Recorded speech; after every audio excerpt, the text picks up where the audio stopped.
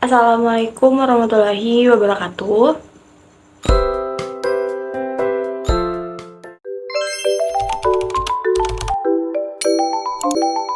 Kembali lagi bersama saya, Salsabila Siregar. Jadi, pada video kali ini saya akan membahas tentang apa itu membaca. Nah, untuk mengetahui lebih lanjut mengenai apa sih itu membaca, terlebih dahulu kita harus memahami apa itu definisi dari membaca. Menurut Tarigan, membaca itu adalah suatu proses yang dilakukan serta dipergunakan oleh pembaca untuk memperoleh pesan yang hendak disampaikan oleh penulis kepada pembaca melalui media-media kata-kata atau bahasa tulis.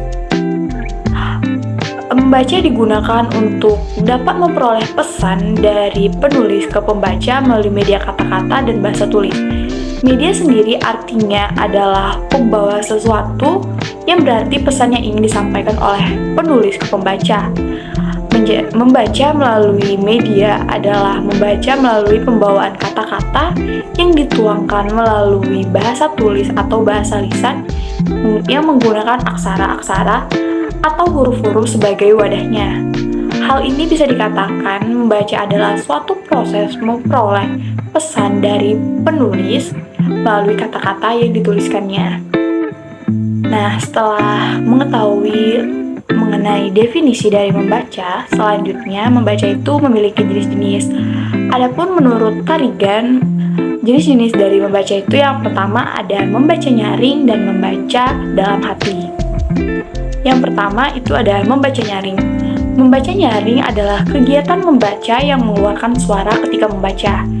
Intonasi yang digunakan harus tepat ketika menyuarakan sebuah tulisan yang dibaca. Suara yang dikeluarkan pun harus dilafalkan dengan keras agar pendengar dapat menangkap informasi dan pesan yang disampaikan pembaca dengan baik. Nah, contoh dari membaca nyaring ini tuh sering kita jumpai dalam kegiatan proses pembelajaran seperti dalam kelas. Contohnya ketika seorang guru menyuruh seorang siswa untuk membacakan di depan kelas. Nah, itu adalah salah satu contoh dari membaca nyaring. Karena siswa itu harus mengeluarkan suaranya dengan keras agar informasi yang disampaikannya itu dapat didengar oleh seluruh siswa yang berada di kelas itu. Nah, selanjutnya itu ada membaca dalam hati. Membaca dalam hati atau membaca senyap adalah kegiatan membaca yang dilakukan tanpa suara, tanpa gerakan bibir atau kepala. Membaca senyap ini hanya mengandalkan kecepatan mata yang bergerak ketika membaca. Membaca senyap ini lebih cepat dari membaca nyaring karena hanya dibaca di dalam hati sehingga kecepatan membaca dapat diatur oleh diri sendiri. Nah, contoh dari membaca dalam hati atau membaca senyap ini itu dapat kita jumpai ketika membaca di dalam perpustakaan. Membaca dalam perpustakaan kan tidak boleh mengeluarkan suara yang keras. Jadi, kebanyakan orang yang membaca di dalam perpustakaan itu hanya membaca di dalam hatinya. Nah, itu adalah contoh dari membaca dalam hati atau membaca senyap. Nah, setelah dipaparkan apa saja jenis-jenis dan definisi dari membaca, selanjutnya membaca itu memiliki manfaat.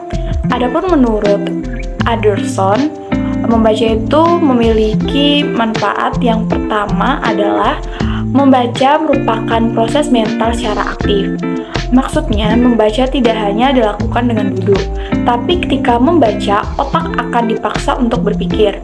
Karena ketika membaca, memproses sebuah informasi yang belum diketahui sebelumnya, sehingga memaksa otak untuk berpikir dan mengolah informasi yang diperoleh. Lalu yang kedua itu ada membaca akan meningkatkan kosakata siswa. Kegiatan membaca seringkali dilakukan untuk mencari atau mengetahui sesuatu yang belum diketahui. Setiap proses itu akan membawa kita ke proses untuk mengetahui kosakata atau bahasa baru. Nah, hal itu diperoleh ketika kita banyak membaca. Selanjutnya ada membaca akan meningkatkan konsentrasi dan fokus. Ketika membaca, kita memerlukan fokus dan konsentrasi yang baik. Hal tersebut digunakan agar otak dapat mengolah informasi dengan baik. Lalu yang selanjutnya, manfaat dari membaca itu adalah membangun kepercayaan diri. Semakin banyak buku yang kita baca, semakin banyak pula pengetahuan yang didapat. Nah, dengan menambahnya pengetahuan dan wawasan itu justru akan membangun kepercayaan diri seseorang. Lalu selanjutnya, manfaat membaca adalah meningkatkan memori. Membaca itu memerlukan ingatan yang dibaca, yaitu dengan detail dan fakta, dan mengingat sebuah tulisan.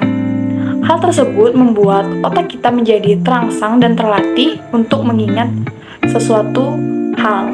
Lalu adapun selanjutnya, manfaat dari membaca itu adalah meningkatkan kedisiplinan. Membaca itu memerlukan waktu dan suasana yang tepat dan pas.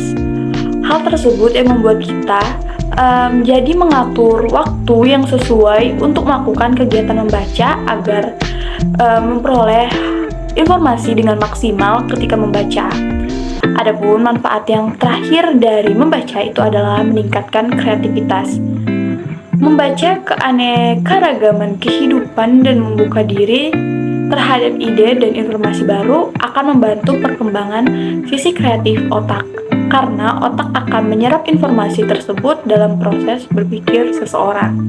Sekian pemaparan saya mengenai apa itu membaca. Semoga video ini dapat bermanfaat bagi kita semua. Assalamualaikum warahmatullahi wabarakatuh.